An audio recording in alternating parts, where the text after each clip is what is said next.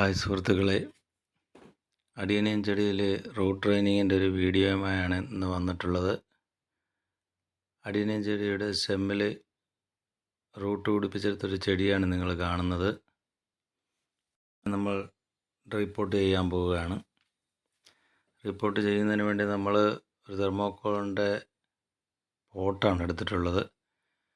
അതിലേക്ക് പോട്ടി മിക്സ് നിറയ്ക്കുകയാണ്. പോട്ടി മിക്സ് നമ്മൾ തയ്യാറാക്കിയിട്ടുള്ളത് 50% മണലും 50% ഉമിയും ആവശ്യത്തിന് ചാണകപ്പൊടി, എല്ലുപൊടി, വേപ്പിൻ പിണ്ണാക്ക് എന്നിവ ചേർന്ന മിശ്രിതമാണ്. അത് നമ്മൾ ആ പോട്ടിൻ്റെ 1/4 ഭാഗത്തോളം ഫില്ല് ചെയ്തു. അതിനുശേഷം അതിലേക്കൊരു പ്ലാസ്റ്റിക് ബോട്ടിലിൻ്റെ മുകൾ ഭാഗം കട്ട് ചെയ്തെടുത്തത് ഇറക്കി വെക്കുകയാണ്. അതിൻ്റെ അടപ്പ് ഉയർന്നു നിൽക്കത്തക്ക രീതിയിൽ വേണം ഇറക്കി വെക്കേണ്ടത്. അതിന് മുകളിലേക്കായി നമ്മളുടെ ചെടിയുടെ ചുവട് ഭാഗം ഉറപ്പിച്ച് വെക്കുക. പിന്നീട് അതിൻ്റെ ഓരോ റൂട്ടുകളെയും നിവർത്ത് ആ പോട്ടിൻ്റെ 4 വശങ്ങളിലേക്കും വരത്തക്ക രീതിയിൽ നിവർത്ത് ഒരേ അകലത്തിൽ വയ്ക്കുക.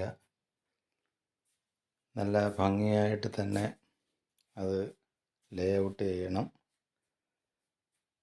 തുടർന്ന് ചെടിയെ നിർത്തിയ ശേഷം പോട്ടി മിക്സ് ഇട്ട് കൊടുക്കുക. ചുറ്റിനും പോട്ടി മിക്സ് ഇട്ട് കൊടുക്കണം. അതിനുശേഷം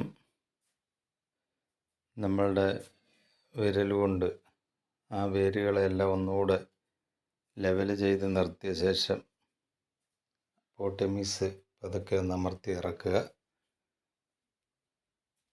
പിന്നീട് ബാക്കിയുള്ള പോട്ടി മിക്സ് കൂടെ എടുത്ത് ഫില്ല് ചെയ്യുക.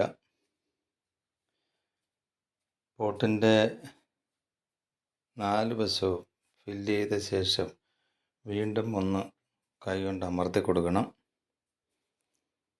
ഒരു തരത്തിലും ചെടി മറിഞ്ഞു പോകാതിരിക്കാൻ ശ്രദ്ധിക്കണം.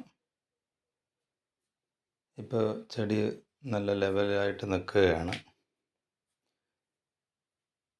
കുറച്ചുകൂടെ മിശ്രിതം നമ്മുടെ ആ പോട്ടിൽ ഫില്ല് ചെയ്യാനുള്ള ഭാഗങ്ങളിലെല്ലാം ഇട്ട് കൊടുത്ത് അതിൻ്റെ ചുവട് ഭാഗത്തേക്ക് അല്പം കൂടുതൽ ഇട്ട് കൊടുത്ത്